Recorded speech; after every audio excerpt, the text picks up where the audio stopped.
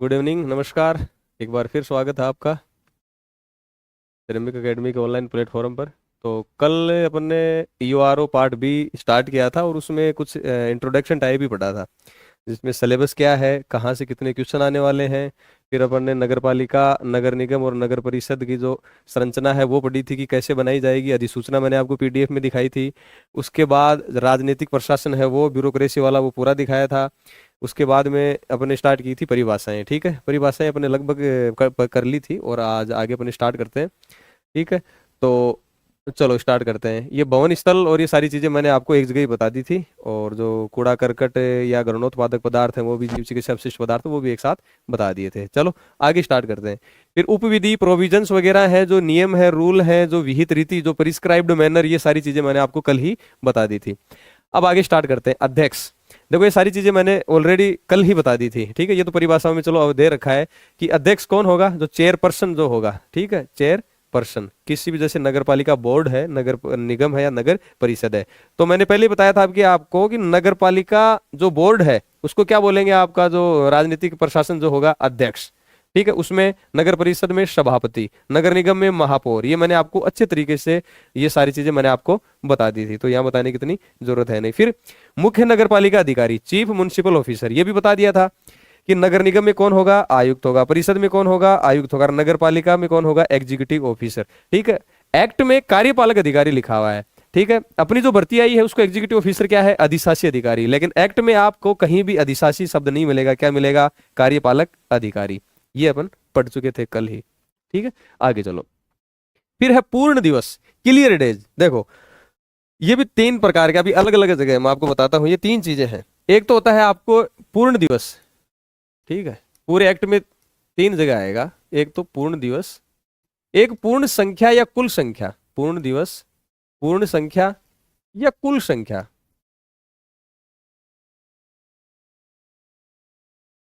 और एक और आएगा कि संगणित आंकड़ा बोलते हैं, या कोई भी जो कि संगणित आंकड़ा बोल दो। ठीक है, ये तीन चीजें आएंगी पूर्ण दिवस। देखो मान लो किसी को नोटिस तामील कराना है, कोई नोटिस है। तामील का अर्थ समझते हो, ये बहुत बार आएगा तामील। तामील का मतलब होता है कि कोई भी नोटिस, कोई भी कागज या कोई भी पत्र जिसको संबोधित किया गया है, जिसको देना है। ठीक है, जैसे मान लो कि नगर पालिका ने एक नोटिस है, नगर पालिका का, या कोई बिल है। ठीक है, या कोई उसके गृह विकास कर है। ठीक है, कोई विकास प्रभार है, गृह विकास कर है, उससे संबंधित कोई नोटिस है कि भाई आपने, है ना, ये इतना इतना आपका बकाया है और आपने ये जमा नहीं कराया है। अगर आप इतने दिन में जमा नहीं करवाते हो तो आप पे ये कार्रवाई की जाएगी। ये हो गया एक नोटिस। ठीक है, ए आदमी है, अब ये नोटिस ए आदमी तक पहुंचाना है और उसको मिल जाना चाहिए, वो होता है तामील, यानी उसको देना, उसके पास पहुंचाना।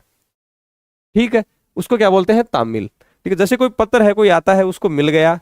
ठीक है, या पोस्टमैन उसको दे गया, या नगर पालिका का कोई कर्मचारी उसको, ए व्यक्ति को ये दे दिया कि भाई ये नोटिस है, तो क्या होगी, तामील, यानी उसको पत्र मिल गया, उसको क्या बोलते हैं, तामील। ठीक है, तो मान लो इस नोटिस, ये जो नोटिस है, आज अपनी तारीख कितनी हो गई, जितनी भी मान लो कोई एक्स वाई जेड तारीख मान लो, जैसे 10 दिसंबर है, 10 दिसंबर 2024 उस पे तारीख है।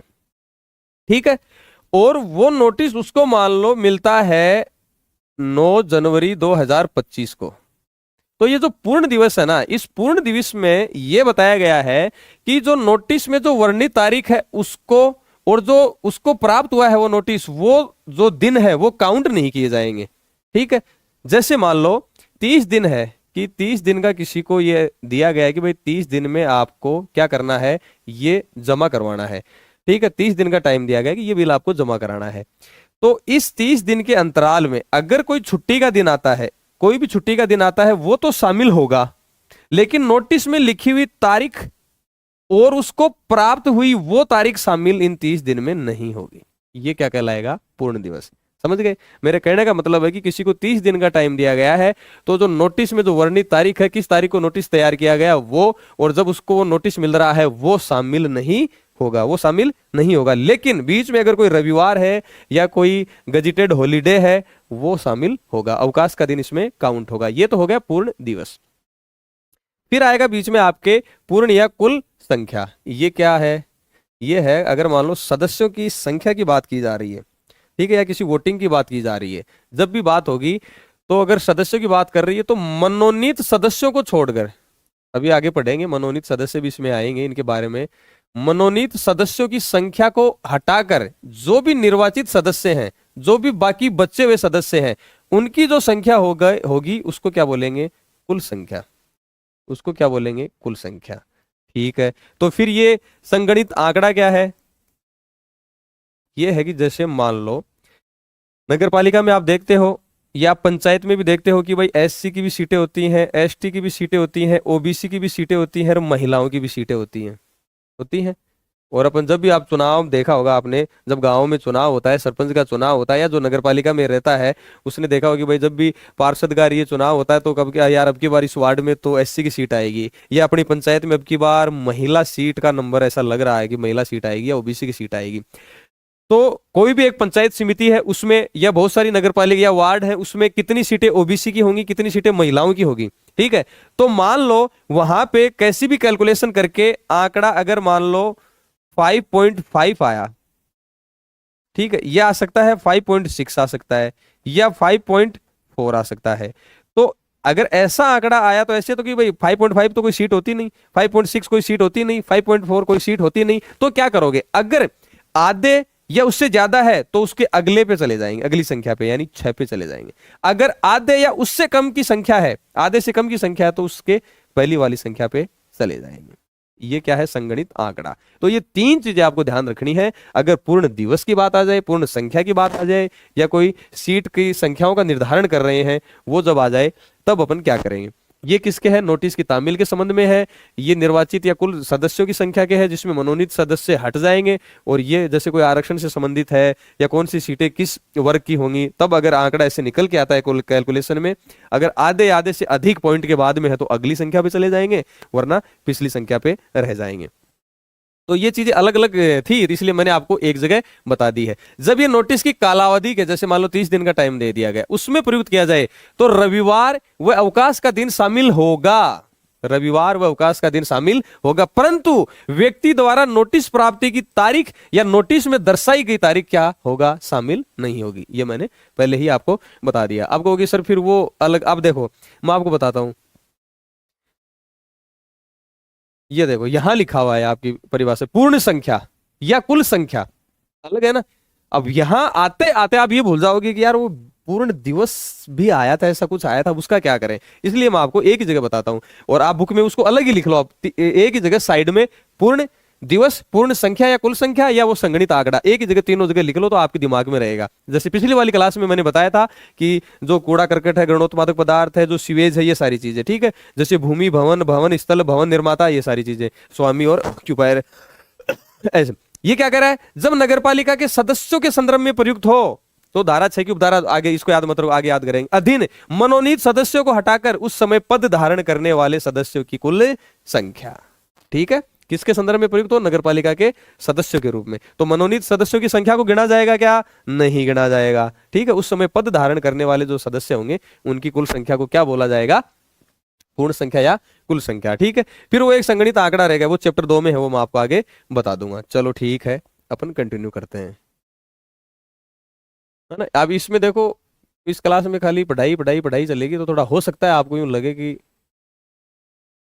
ये क्या हो रहा है, क्योंकि लगातार आपको बहुत ही जल्द ईओ आरओ जो पार्ट बी है आपको याद करवा दिया जाएगा। ठीक है, आप तो बने रहो, किताब हाथ में लेके, पेन हाथ में लेके आप तो लगातार बने रहो। ठीक है, कॉम्प्लेक्स, अब आगे बात करते हैं। पूर्ण दिवस की बात होगी, अब कॉम्प्लेक्स की बात कर रहे हैं। कॉम्प्लेक्स क्या है, ये कॉम्प्लेक्स आगे जब अपन पढ़ेंगे, धाराएं जब पढ़ना स्टार्ट होगी, जब चैप्टर अपन पढ़ना स्टार्ट करेंगे तब ये कॉम्प्लेक्स आएगा बीच में। वहां ये नहीं देगा इसकी पूरी कि भाई ऐसा कॉम्प्लेक्स, उस कॉम्प्लेक्स में ऐसा कर लगेगा, ये उस कॉम्प्लेक्स में ये चीजें होंगी, तब उस कॉम्प्लेक्स का अर्थ क्या लगाओगे। देखो अगर वो वाणिज्यिक उपयोग के मामले में, अगर वो वाणिज्यिक उपयोग के मामले में अगर बात करें कि कमर्शियल यूज अगर वो आ रहा है तो उसमें 25 या अधिक इकाइयों, 25 या अधिक इकाइयों। और अगर उसको आवासीय कॉम्प्लेक्स कब बोलेंगे, या आवासीय उपयोग के मामले में 10 या अधिक इकाइयों से मिलकर जो भवन बना होगा उसको क्या बोलेंगे, कॉम्प्लेक्स। दोबारा मैं ये कहता हूं कि मान लो कोई भवन है, ठीक है, कोई भवन है और उसमें 25 मान लो दुकानें हैं, कितनी है, 25, उसको क्या बोलेंगे? कमर्शियल उपयोग के लिए, कमर्शियल, ठीक है, कमर्शियल कॉम्प्लेक्स बोलेंगे।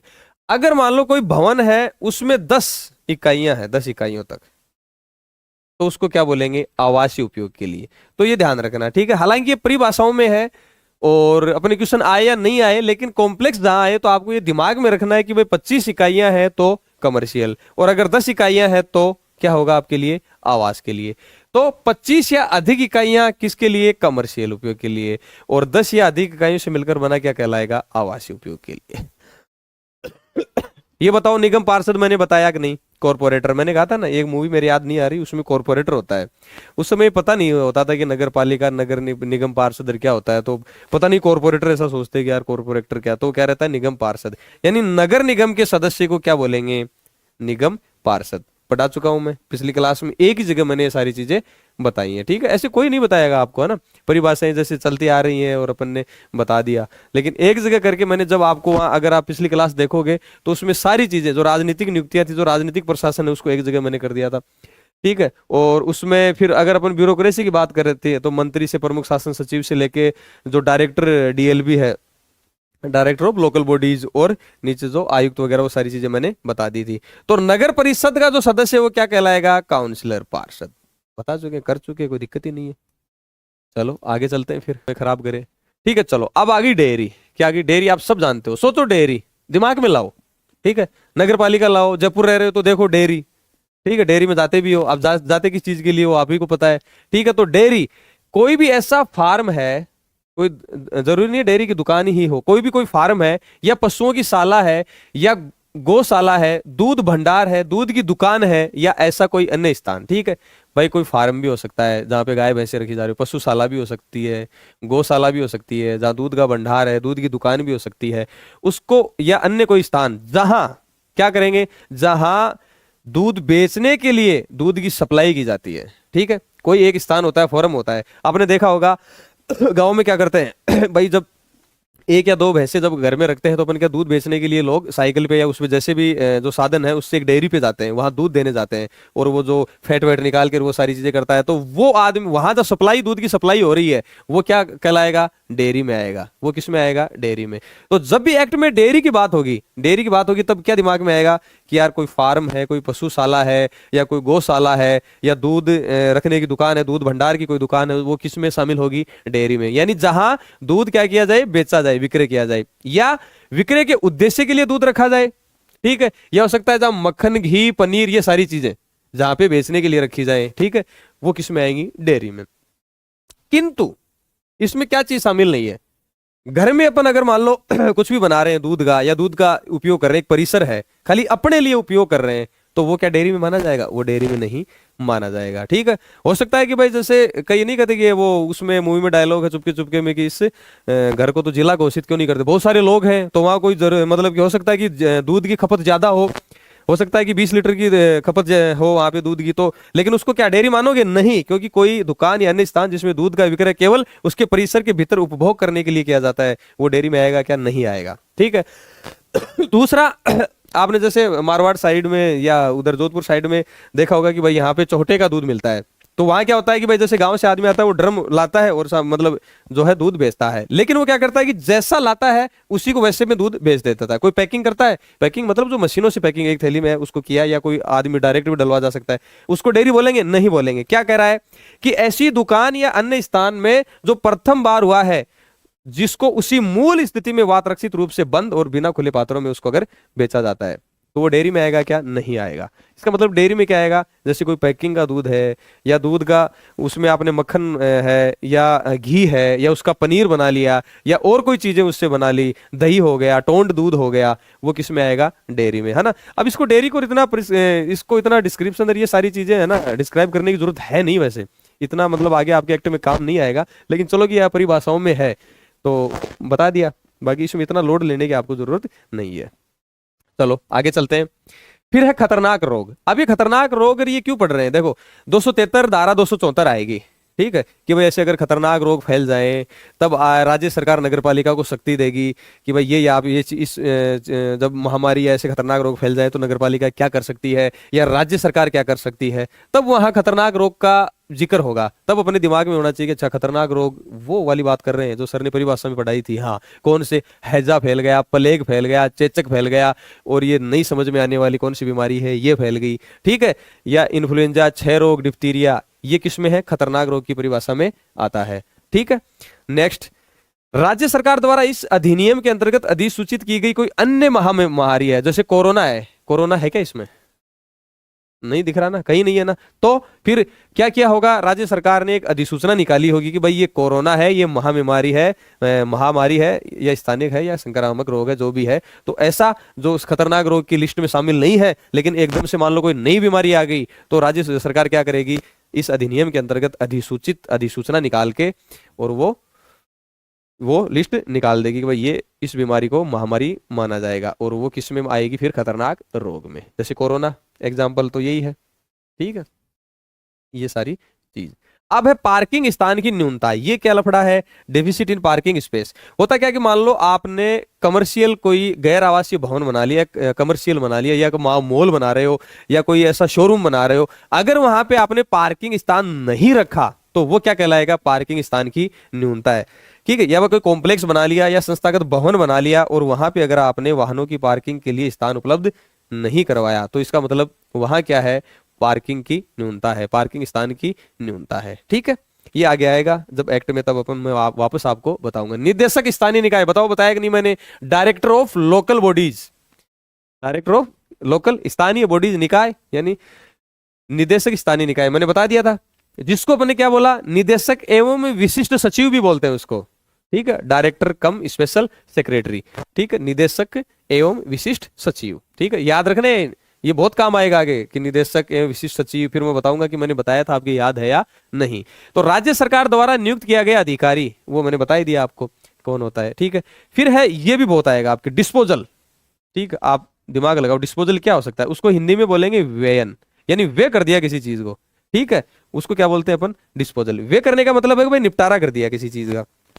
ठीक है, आपके पास 500 रुपए है, आप निपटा के आ गए, इसका मतलब आप खर्च करके आ गए, या किस किस चीज के लिए खर्च किया आपने, वो एक अलग बात है। ठीक है, तो डिस्पोजल, वेवन क्या, मान लो कोई भूजल है, सतही जल है, और चारों ओर की वायु की गुणवत्ता को बचाए रखने के लिए निर्धारित उपायों के अनुसार ठोस अपशिष्टों का वेवन। ये तो चलो ठोस अपशिष्ट है, जैसे मान लो ठोस अपशिष्ट है, आप कचरा इकट्ठा हुआ, अब इसका निपटान कैसे कर सकते हैं, अब कचरे पर डिपेंड, मान लो ये कचरा है, इसको जलाने से आगे है ना, न तो वायु प्रदूषण हो रहा है, ना कोई जल प्रदूषण हो रहा है, तो मान लो उसको जला के वो कर दिया, या उसकी प्रोसेसिंग ऐसे करे कि भाई उस कचरे को उस निपटा दे, उस कचरे को खत्म कर दे, वो पर्यावरण को नुकसान नहीं पहुंचाए, उसको क्या बोलेंगे अपन, डिस्पोजल, यानी डिस्पोज ऑफ कर दिया उसको, उसका निपटारा कर दिया।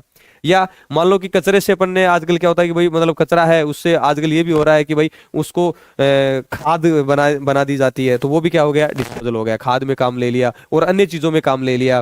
ठीक है, उस कचरे को प्रोसेसिंग करके कि मान लो कि इसमें से लोहा निकाल लिया, इसमें से प्लास्टिक निकाल लिया, उसका क्या कर रहे हैं अपन, निपटान। तो ये अब यही डिस्पोजल, यही वेवन भूमि के लिए भी आएगा। जैसे मान लो कि कोई भूमि है नगर पालिका में, ठीक है, अब ये नगर पालिका इस भूमि का इसको बेच रही है, मान लो या तो कमर्शियल के लिए बेच देगी किसी को, ठीक है, या किसी को लीज पे दे देगी, वो भी क्या हो गया, निपटान हो गया, यह भी क्या हो गया, वेवन हो गया। या किसी को पट्टे पर दे दी, किसी को क्या दे दी, पट्टे पर, वो भी क्या हो गया, डिस्पोजल।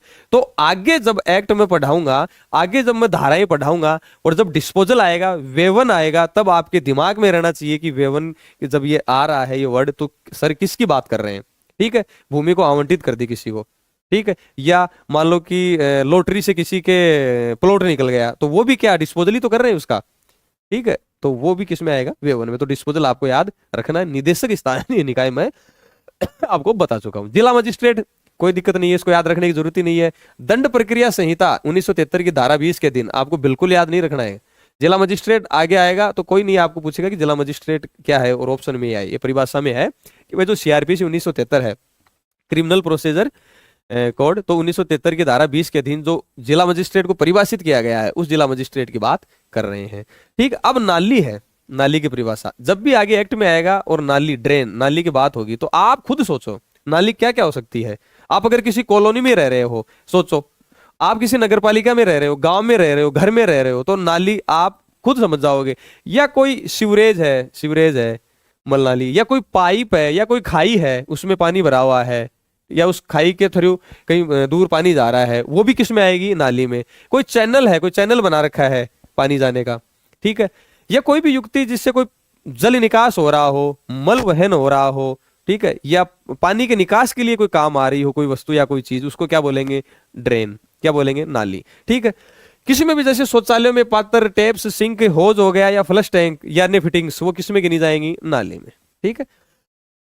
तो नाली जब भी आगे आएगी, नाली शब्द जब भी आगे आएगा, तब किसकी बात करेंगे, इन चीजों की बात करेंगे। आगे कार्यपालक समिति, इसको ध्यान रखने की जरूरत ही नहीं है, जब धारा 55 पढ़ेंगे उसमें धारा 55 में जो कार्यपालक समिति का जिक्र किया गया है वो ही कार्यपालक समिति है, एग्जीक्यूटिव कमेटी है, ठीक है। बहुत अच्छे तरीके से कार्यपालक समिति को पढ़ेंगे, इंपॉर्टेंट भी है। वित्त आयोग अनुच्छेद 243 आई में पढ़ते ही हो, ठीक है। मतलब है क्या कि वहां जब वित्त आयोग की बात आएगी ना, ये परिभाषा में क्यों दिया गया है, आप वित्त आयोग किसको मानोगे, तब ये परिभाषा में दे दिया है कि भाई वहां थोड़ी देंगे कि वित्त आयोग ब्रैकेट में 243 आई संविधान के अनुच्छेद में दिए उस वित्त आयोग की बात कर रहा हूं, नहीं, वो परिभाषा में दे दिए कि भाई एक्ट में अगर कोई वित्त आयोग की बात कर रहा है तो हम बात कर रहे हैं 243 आई अनुच्छेद के अनुसार जो वित्त आयोग है उसकी बात कर रहे हैं, इसलिए यहां दे दिया समझाने के लिए, ठीक है। फिर अगर बात करते हैं, देखो तीनों 25, 26, 27 को देखो, 25, 26, 27। पहले चलो अपन दमकल केंद्र को देखते हैं। फायर स्टेशन देखे होंगे आपने, जयपुर में देखा होगा या किसी नगर पालिका में जहां भी है, ठीक है। वो जो राज्य सरकार द्वारा दमकल केंद्र के रूप में घोषित की गई चौकी या स्थान, फायर स्टेशन आपने देखा, कोई बिल्डिंग हो सकती है, ठीक है, या कोई स्थान ऐसा है जहां पे फायर ब्रिगेड खड़ी है, ये सारी चीजें वो किस में आएगा, फायर स्टेशन में। तो फायर स्टेशन में क्या होता है, अग्निशमन दल, जो भी चौकी स्थान उसमें क्या रहेगा, अग्निशमन। भाई देखो पुलिस स्टेशन है तो उसमें क्या रहेगी, पुलिस रहेगी, पुलिस की जीप रहेगी, पुलिस के साधन रहेगी, पुलिस के लोग रहेंगे, ठीक है। और जो कोई गोदाम है अनाज का, उसमें क्या रहेगा, अनाज रहेगा। तो वही है, तो दमकल के अंदर में क्या रहेगी, फायर ब्रिगेड रहेगी, ठीक है। धारा 256 आगे पढ़ेंगे, उसमें किसका जिक्र है, अग्निशमन दल का। फिर फायर ब्रिगेड है तो उसमें कुछ होगा भी तो सही, पानी होगा, पाइप होंगे, उसमें कुछ मोटर वोटर होगी जो पानी का प्रेशर हाई करती है, वो सारी चीजें। तो अग्निशमन संपत्ति, फायर फाइटिंग प्रॉपर्टी, क्या क्या हो सकता है, उसकी भूमिया और भवन, उसका दमकल का इंजन हो सकता है, उसके इक्विपमेंट हो सकते हैं, उसके औजार हो सकते हैं, ये सारी चीजें, ठीक है। या कोई मोटर यान हो सकता है, कोई अन्य साधन हो सकता है, तो ये किस में आ जाएगा, अग्निशमन संपत्ति में, ठीक है। बाकी बाद में जब एक्ट पढ़ोगे ना तो आपको लगेगा कि सर आपने वो परिभाषाएं पढ़ाई क्यों, ठीक है। ये एक्ट को सरल करने के लिए आप थोड़ा एक्ट से यूज टू हो जाओ आप, इसलिए थोड़ा अपन परिभाषाएं पढ़ रहे हैं।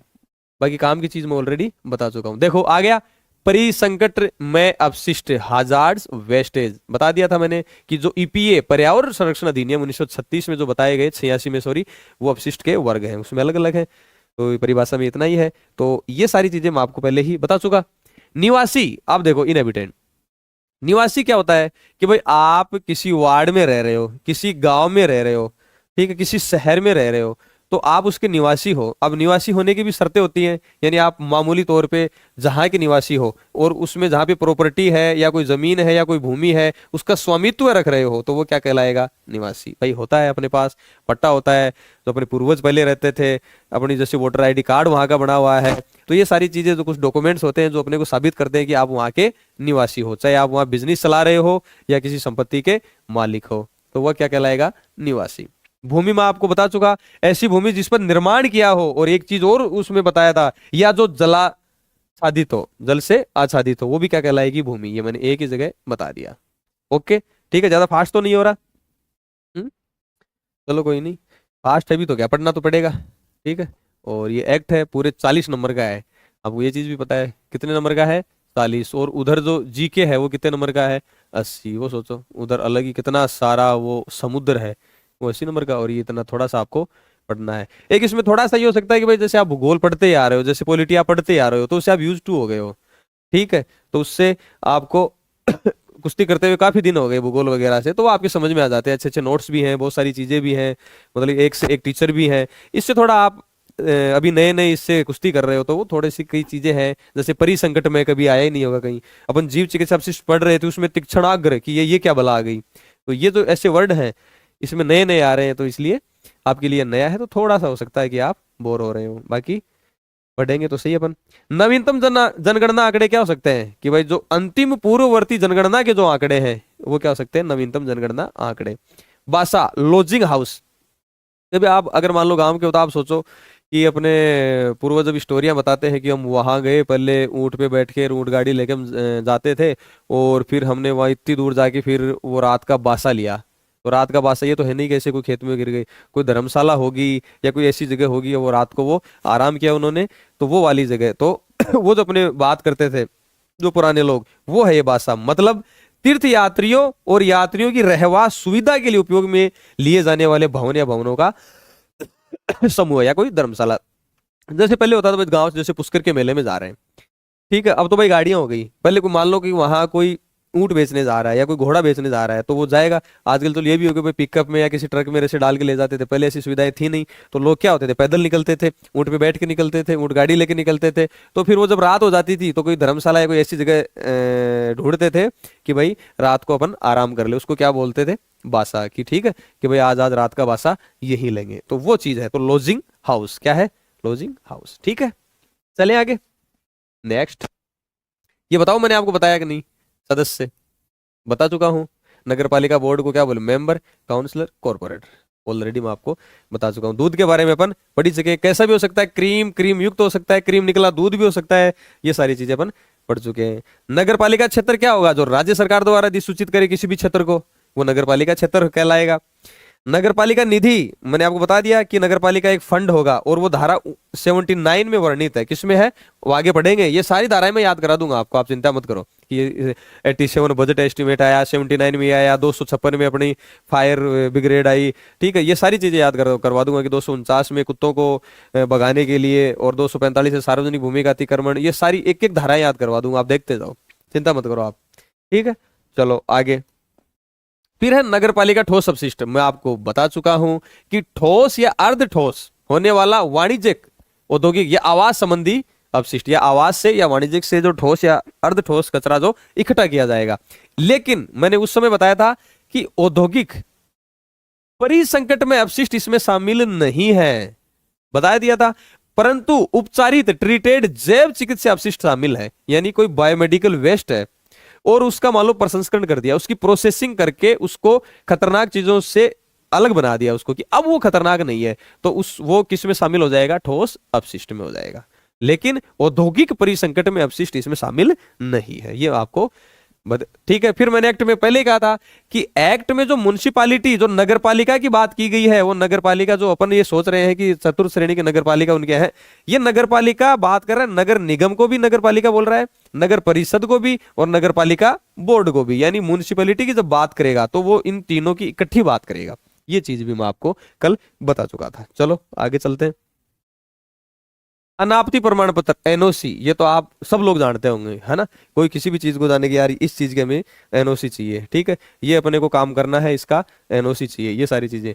अधिनियम के नियमों द्वारा एनओसी जारी करने के हकदार प्राधिकारी द्वारा जारी किया गया दस्तावेज, ठीक है। जैसे फायर एनओसी, जैसे आपने मकान बनाया या कोई संस्थागत बिल्डिंग बनाई, कोई कॉम्प्लेक्स बनाया, तो उसमें जो फायर के लिए फायर एनओसी लेने जाना पड़ेगा नगर पालिका से, ठीक है, कि भाई इसमें जो अगर आग लग जाए तो उसका एग्जिट वगैरह या आग बुझाने के लिए ये सारी सुविधाएं इसमें हैं, और ये जो नॉर्म्स है नगर पालिका द्वारा या गवर्नमेंट द्वारा जो निर्धारित जो रूल है उसकी हमने पूरी पालना करी है, इसलिए हमें जो फायर एनओसी दी जाए, अनापत्ति प्रमाण पत्र दिया जाए। न्यूसेंस, न्यूसेंस आप देखो, न्यूसेंस बहुत जगह आएगा एक्ट में।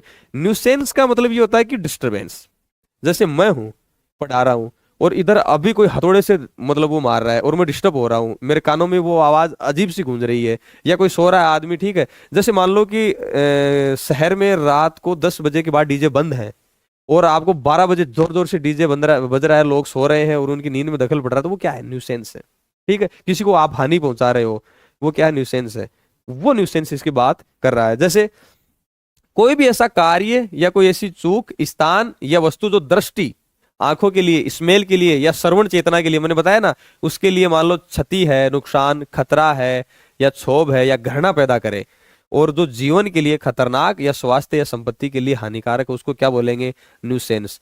अगर मान लो एक्ट में कहीं न्यूसेंस की बात होगी कि न्यूसेंस, तो समझ जाओगे आप कि कौन सी न्यूसेंस की बात हो रही है, ठीक है। अधिभोगी बताओ, मैंने बताया कि नहीं? ऑक्यूपायर बता चुका हूं एक ही जगह मैंने सारा बताया था। भूमि, उस पे भवन, भवन स्थल, भवन कौन बना रहा है? भवन निर्माता। उसको यूज कौन कर रहा है? स्वामी या अधिभोगी। तो वही बताया था कि भूमि या भवन के संबंध में, भूमि या भवन के संबंध में ऐसा कोई व्यक्ति जो स्वामी को किराया, किराया किसको देगा? स्वामी को, या अधिभोग के पेटे यानी उसका उपयोग कर रहा है, उसका उपभोग कर रहा है, और उसने आपने कोई नुकसान कर दिया, उसका भुगतान करेगा, उसको क्या बोलेंगे? संदाय। अब ये कई चीजें मैं बताऊंगा, जैसे संदाय, ये थोड़ा चैप्टर अपन चालू करेंगे ना दूसरा, तो जहां संदाय आएगा ना, संदाय का मतलब है पेमेंट, भुगतान करना, तो वो एक्ट में क्या आएगा? उसका नाम क्या दे रखा हिंदी में उन्होंने? संदाय। भुगतान भी दे सकते थे। तो संदाय का नाम सुनते ही आप ये होगा कि यार क्या बात कर रहा है, संदाय क्या होता है? संदाय का मतलब होता है भुगतान। जैसे वो बात करेगा संशक्त, संशक्त, तो आप कहोगे यार क्या संशक्त है? ठीक है, in connection with, connection with यानी मतलब उसके संबंध में, ठीक है, या उससे जुड़ा हुआ। तो ये सारी चीजें अपन, मतलब ये जो हार्ड वर्ड है अपन वो पढ़ लेंगे जैसे चैप्टर चालू करेंगे। तो मैंने क्या बताया कि भूमि या भवन के संबंध में ऐसा व्यक्ति जो स्वामी को क्या दे? किराया, या वो अधिभोग कर रहा है और उसने कोई नुकसान कर दिया। ठीक है, आपने मान लो कि आप किराए से रह रहे हो और आपने पंखा खराब कर दिया या पंखे को तोड़ दिया, तो भाई आप उसका पैसा दोगे। या आपने ऐसी कोई दीवार थी उसको गिरा दी, ठीक है, या कोई नुकसान कर दिया, तो उसका क्या करोगे आप? भुगतान। तो वो क्या कहलाएगा? अधिभोगी। ठीक है, वो मैंने आपको पहले ही बता भी दिया था। ये बताओ, गणोत्पादक पदार्थ, ऑफेंसिव मैटर, बताया था कि नहीं? मैंने बताया था। क्या? कोई रसोई का कचरा है, अस्तबल का कचरा है, गोबर है, गंदा है, या गला हुआ है, सड़ा पदार्थ है, किसी भी प्रकार की गंदगी जिसमें मल शामिल नहीं है। बता चुका मैं पहले ही, मल शामिल नहीं है। बोलो, मेरी बात कुछ हार्ड लग रहा है क्या? बताओ तो सही, हार्ड लग रहा है क्या अब आपको? ये सारी चीजें आप बोलोगे, तोते की तरह बोलोगे। अभी थोड़ा और टाइम दो। नगर पालिका का अधिकारी, नगर पालिका का कौन अधिकारी होगा? ठीक है, जो राज्य सरकार प्राधिकृत करेगी। नगर पालिका का अधिकारी कौन? आयुक्त कौन है? नगर पालिका का अधिकारी है। ईओ कौन है? नगर पालिका का अधिकारी है। उपायुक्त कौन है? नगर पालिका का अधिकारी है। तो अधिनियम के अधीन सर्जित किसी पद को धारण करने वाला, ठीक है, बताया ना उसमें अपने पहले ही, आयुक्त, आयुक्त और कार्यपालक अधिकारी, ईओ। ठीक है, लेकिन क्या इसमें सदस्य शामिल होगा? क्या नहीं होगा? नगर पालिका या उसकी किसी समिति का सदस्य, क्योंकि सदस्य कौन है? राजनीतिक। ठीक है, वो कौन सी पोस्ट है? राजनीतिक पोस्ट। अन्य अभिकरण साफ बता दिया। अभिकरण किसको बोलेंगे? एजेंसी। कौन? या तो प्राइवेट सेक्टर की कोई कंपनी हो, कोई फर्म हो या सोसाइटी हो, ठीक है, उसको क्या बोलेंगे? Other agency. एजेंसी की बात अपन कर ही चुके। चलो आगे। स्वामी बोलो, मैंने बता दिया। स्वामी का, ओनर का पहले अपन बात कर चुके। क्यों? स्वामी जो किराया प्राप्त कर रहा है, या वास्तव में उसकी भूमि है, या वास्तव में जो रियल में जो उसका स्वामी है, ठीक है, किसी भूमि या भवन का मालिक है, वो वाला, वो उसको क्या बोलेंगे? स्वामी। या इसमें दूसरी चीज भी हो सकती है, जो कोई सोसाइटी है मान लो, या कोई धार्मिक या चैरिटी है, उसके प्रयोजन के लिए अगर उसको किराया, किसी को ट्रस्टी बना रखा है किसी आदमी को, तो अगर वो किराया प्राप्त कर रहा है तो वो भी क्या कहलाएगा? स्वामी। ठीक है, कोई संस्था है मान लो, कोई संस्था है, ठीक है, XYZ कोई संस्था है, ठीक है, और कोई व्यक्ति इस संस्था के लिए किराया प्राप्त कर रहा है, वो क्या कहलाएगा? वो भी क्या कहलाएगा? स्वामी। जैसे रिसीवर के रूप में किसी भवन या भूमि का किराया प्राप्त कर रहा है, वो भी क्या कहलाएगा? स्वामी। ठीक है, इसमें कोई समस्या? आगे जनसंख्या बता ही दिया। पूर्ववर्ती जो अभी नवीनतम जनगणना आंकड़े में आया था ना अपने अभी पीछे ही, उसमें क्या था कि जो अंतिम, जो पूर्ववर्ती जो जनगणना के आंकड़े हैं वो नवीनतम जनगणना के आंकड़े कहलाएंगे। तो जनसंख्या भी क्या हो? कोई स्थानीय क्षेत्र की जनसंख्या जो अंतिम पूर्ववर्ती जनगणना में प्रकाशित आंकड़े हैं। बताओ, विहित मैंने बताया नहीं है, उपविधि, नियम, प्रोविजंस, और वही मैंने प्रिस्क्राइब्ड बता दिया था। विहित, विहित की परिभाषा मैंने बताई थी। कोई निर्धारित कोई तरीका है कि इस तरीके से ये काम किया जाएगा और ये तरीके है, ये वो क्या है? विहित रीति। ठीक है भाई, जैसे मान लो कि मतदान कैसे होगा? वोट डालने हैं, तो उसकी विहित रीति क्या है? बैलेट पेपर, बैलेट पेपर से होगा। और उसमें विहित रीति यह है कि उसमें जो कैंडिडेट हैं, जो उम्मीदवार हैं, उनके जो चिन्ह रहेंगे, जो चुनाव चिन्ह है, उस पर आपको ऐसे उस पर टिक करना है कि वो एक विहित रीति बना। ईवीएम जैसे है, ईवीएम में विहित रीति क्या? प्रिस्क्राइब्ड में अंदर क्या होगा? निर्धारित तरीका क्या होगा कि भाई ये उनकी फोटो रहेगी, जो उम्मीदवार है उनके आगे एक जो है बत्ती रहेगी, जो ग्रीन है या जो रेड है, उस पर अगर आप अंगूठा दबाओगे तो बीप की आवाज निकालेगी। तो ये वो क्या है? एक विहित रीति। ठीक है, इस अधिनियम द्वारा या उसके अधीन बनाए गए नियमों, आदेशों या बनाई गई उपविधियों से मतलब है। मैंने बता ही दिया था। एक्ट है, एक्ट में मान लो कि कोई धारा कोई शक्ति दे रही है राज्य सरकार को या नगर पालिका को कि इसके लिए आप विहित रीति बनाएंगे। ठीक है, एक्ट में मान लो खाली ये कह दिया कि अध्यक्ष और उपाध्यक्ष को विहित रीति से हटाया जा सकेगा अविश्वास प्रस्ताव से। अब विहित रीति के लिए राज्य सरकार नियम बनाएगी कि भाई ये 3/4 सदस्य वो जो संकल्प लाएंगे, प्रस्ताव लाएंगे, वो कलेक्टर के पास जाएंगे। कलेक्टर 30 दिन का टाइम देगा और बैठक बुलाने से पहले 7 दिन पहले सूचित करेगा और वहां फिर बैठक आयोजित होगी, फिर वहां पे वोटिंग की जाएगी। अगर 3/4 सदस्य उस संकल्प का, उस प्रस्ताव का समर्थन कर देते हैं तो अध्यक्ष को हटाया जा सकेगा। ये क्या हो गया? विहित रीति। लेकिन धारा में क्या लिख दिया कि विहित रीति से हटाया जाएगा। तो विहित रीति के लिए निर्धारित तरीके के लिए जो नियम है, जो उपविधि है, वो कौन बनाएगी? राज्य सरकार। या मान लो नगर पालिका को शक्ति दे रखी तो कौन बनाएगा? नगर पालिका। तो उपविधि, नियम, प्रोविजंस, विहित, ये क्या है? एक ही चीज है। ठीक है, चलो आगे। ये मैंने बता भी दिया था पहले। फिर है सार्वजनिक स्थान। देखो, सार्वजनिक स्थान आ सकता है, सार्वजनिक मार्ग आ सकता है। ठीक है, तो सार्वजनिक स्थान क्या होंगे? जो नगर पालिका में सभी लोगों के लिए मान लो खुले, जो निजी संपत्ति नहीं है। जैसे मान लो नगर पालिका का पार्क है, वो क्या है? सार्वजनिक स्थान है। कोई ग्राउंड है, खेल का मैदान है, क्या वो सार्वजनिक स्थान है? कोई बस स्टैंड है नगर पालिका में, क्या वो सार्वजनिक स्थान है? तो ये चीजें क्या है? सार्वजनिक स्थान है। वह स्थान जो निजी संपत्ति नहीं है, निजी संपत्ति थोड़ी सार्वजनिक है, ये तो अपन खुद भी सोच सकते हैं। ठीक है, मान लो क्वेश्चन आ जाए कि निम्न में से कौन सा सार्वजनिक स्थान है? आ जाए खेल का मैदान, नगर पालिका में पार्क, बस स्टैंड और जो निजी संपत्ति है और उपरोक्त सभी। तो आप उपरोक्त सभी कर दोगे क्या? नहीं। तो कौन सा नहीं है? जो निजी संपत्ति नहीं हो। ठीक है, तो जनता के उपयोग या उपभोग के लिए खुला हो, चाहे वो स्थान नगर पालिका में निहित हो या नहीं हो। कोई जरूरी नहीं है नगर पालिका में ही हो। मान लो कि कोई केंद्र सरकार की कोई जमीन हो सकती है तो कोई नगर पालिका में निहित है, कोई जरूरी थोड़ी है, लेकिन वो सभी लोगों के लिए खुला है। ठीक है, तो उसको क्या बोलेंगे अपन? सार्वजनिक स्थान। सार्वजनिक मार्ग क्या हो गया? केंद्र सरकार की रोड हो सकती है, राज्य सरकार की रोड हो सकती है, नगर पालिका ने कोई बना रखा हो मार्ग। ठीक है, तो वो क्या हो जाएगा? सार्वजनिक मार्ग। ठीक है, चलो आगे। थोड़ा सा फास्ट आपको लग रहा हो। लोक प्रतिनिधि, पब्लिक सिक्योरिटीज। ठीक है, पब्लिक सिक्योरिटीज क्या होगी? राजस्थान सरकार की, केंद्र सरकार की। जैसे मान लो कोई बॉन्ड है, वो पब्लिक सिक्योरिटी होगी भाई, कि उस बॉन्ड को बनाने से क्या कि राज्य सरकार के पास पैसे आ जाएंगे। वो सारी क्या? लोक प्रतिनिधि, लोक प्रतिभूति। तो राज्य सरकार द्वारा किसी आदेश द्वारा कोई प्रतिभूति हो ये सारी चीजें। जैसे मान लो कि कोई जमीन है, ठीक है, और उसका कोई बॉन्ड है कि भाई ये है, ये इतने, ये इतनी बीघा जमीन है, ये राज्य सरकार की। ठीक है, तो इससे मान लो कि इस रजिस्ट्री को या जो बॉन्ड है, ये किसी को, मान लो कोई एजेंसी है या कोई बड़ा बिजनेसमैन है, तो ये है तो किसकी? गवर्नमेंट की। मतलब तो ये पब्लिक सिक्योरिटीज हो गई। तो इसको मान लो किसी को, कोई बड़ा बिजनेसमैन है या कोई एजेंसी है या कोई बिल्डर है, उसको देके उसके पास क्या आ जाएगा? गवर्नमेंट के पास पैसा। तो वो पब्लिक सिक्योरिटीज। सार्वजनिक मार्ग मैंने बता ही दिया, जिसपे से होकर जनता को आवागमन का अधिकार है। ठीक है, या जो नगर पालिका निधि या राज्य सरकार की निधि या केंद्र सरकार की निधि, मैंने बताया ना, केंद्र सरकार का भी हो सकता है, राज्य सरकार का भी हो सकता है, नगर पालिका का भी हो सकता है, जिसमें सार्वजनिक निधियों से वो समतल करवाया गया है, पत्थर जड़वाए गए हैं, डामर बिछाई गई है, चैनल्स बनाए गए हैं, उसमें सीवरेज निकाली गई है, वो क्या हो गया? सार्वजनिक मार्ग। ठीक है, तो सार्वजनिक स्थान, सार्वजनिक मार्ग, लोक प्रतिभूति। चलो आगे चलते हैं। कूड़ा करकट में बता चुका हूं। रबिश, धूल हो सकता है, राख हो सकती है, टूटी ईंटें हो सकती है, चूना, गारा, कांच के टुकड़े, ये कूड़ा करकट यानी ये सबसे हल्का है, निम्न कैटेगरी बोल सकते हैं वैसे इसको। ठीक है, रूल मैंने बता ही दिया, रूल, नियम, उपविधि, प्रोविजंस और विहित रीति। चलो, अनुसूचित जाति, अनुसूचित जनजाति, यानी जो 1950 जो है SC/ST आदेश, उसमें जो वर्णित जातियां हैं वो क्या है? SC/ST। सीवेज, वो आ गया ना, सीवेज, जिसमें सीवेज शामिल नहीं है। कौन सा कचरा था? घरणोत्पादक। घरणोत्पादक में सीवेज शामिल नहीं था, ये अलग से है। विष्टा, शौचालय, विष्टा हो गया। जैसे भाई विष्टा का मतलब वैसे इंग्लिश में इसको नाइट सोइल बोलते हैं।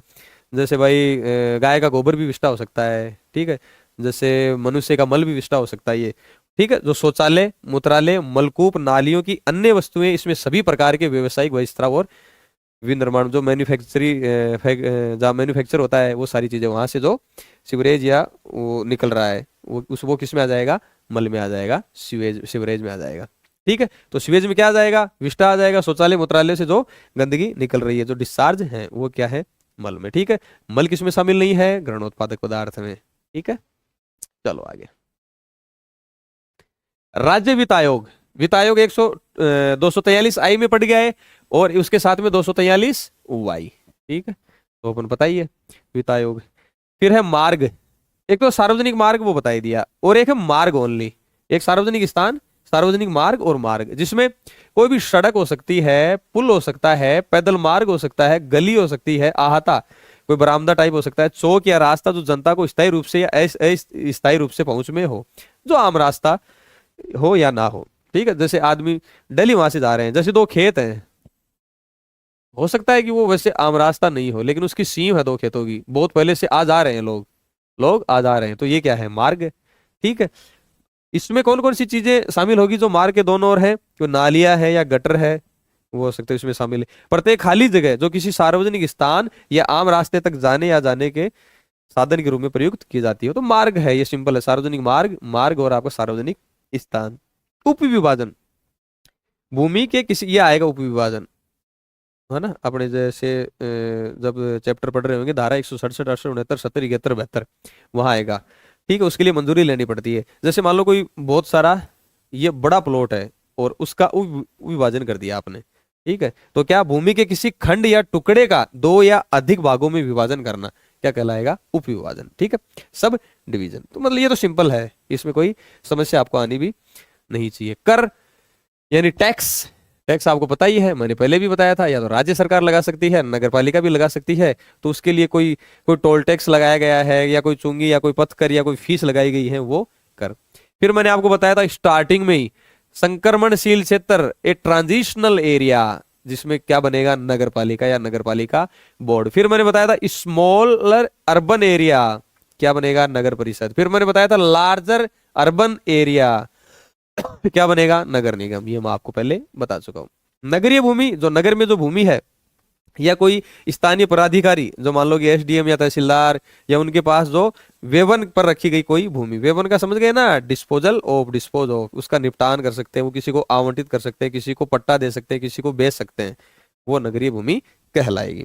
यान, व्हीकल, ठीक है, व्हीकल आते अपन क्या कर देते हैं, वाहन, लेकिन ये क्या यूज कर रहा है, यान। यान में क्या क्या शामिल हो सकता है, साइकिल, 3 पहियों की साइकिल, या कोई मोटर कार ऑटोमेटिक स्वचालित, ठीक है, या पहिएदार, ऐसा प्रत्येक वाहन जो कि सार्वजनिक मार्ग पर प्रयुक्त किया जाता हो। ठीक है, अब जब यान आएगा आपके, जब धारा मान लो कि अपन 23 भी पढ़ेंगे, ठीक है, या आगे भी पढ़ेंगे अपन, तो वहां भी यान आएगा, तो व्हीकल में क्या आ सकता है, साइकिल भी क्या आएगी, व्हीकल में आएगी, 3 पहियों की साइकिल भी क्या आएगी, व्हीकल में आएगी। ठीक है, चले आगे, चलो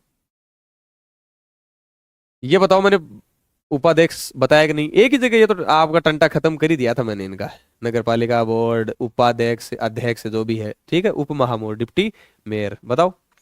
फिर गांव है, भारत के संविधान के अनुच्छेद 243 जी में वर्णित, देख लेना 243 जी, आप पढ़ लेना। वार्ड, धारा 9 में वर्णित वार्ड, यानी धारा 9 में जब वार्डों का विभाजन किया जाएगा, वहां वार्ड का जिक्र होगा, तो धारा 9 में जो वार्ड की बात की जा रही है ना, वो ये वार्ड। वार्ड समिति, मैंने पहले बताया था कि धारा 54 में वार्ड समिति की बात की जाएगी, किसमें, धारा 54 में। ठीक है, तो 55 अन्य समितियों की बात की जाएगी, वो अपन आगे पढ़ेंगे। तो वार्ड समिति क्या है, धारा 54 में जो वर्णित वार्ड समिति है ना, वो वार्ड समिति क्या है, ये है। ठीक है, आगे अपशिष्ट प्रबंध है। अपशिष्ट प्रबंध यानी वेस्ट जो है उसका मैनेजमेंट कैसे करेंगे, कैसे करेंगे भाई, कोई ठोस अपशिष्ट है उसको पहले तो कलेक्ट करेंगे, उसका संग्रहण करेंगे, कर दिया, उसका पृथक्करण भी कर सकते हैं, कि जैसे मान लो सूखा कचरा, गीला कचरा, ठीक है, ठोस द्रव कचरा, ठीक है, या प्लास्टिक, लोहा, उसको अलग अलग कर दिया। फिर उसका क्या कर दिया, भंडारण कर दिया, परिवहन, ट्रांसपोर्ट भी कर सकते हैं, उसकी प्रोसेसिंग भी कर सकते हैं, प्रसंस्करण, ठीक है, उसका खाद बना दिया, ठीक है, या और कुछ गैस के लिए बना काम में ले लिया, और उसका फिर डिस्पोजल कर देंगे। ठीक है, तो वो क्या हो गया, अपशिष्ट प्रबंधन। पूर्ण संख्या या कुल संख्या, बताओ, अपन ये पढ़ी थी कि नहीं पढ़ी थी, पढ़ी थी ना, पूर्ण संख्या या कुल संख्या, 3 चीज पढ़ी थी, एक तो पूर्ण दिवस, पूर्ण संख्या, कुल संख्या, और एक वो संगणित आंकड़ा, ये तीनों चीज मैंने आपको बताई थी। ठीक है, तो ये आपका परिभाषा यहाँ समाप्त होती है, और इन 2 क्लास में ये मानो कि एक इंट्रोडक्शन टाइप ही हुआ है।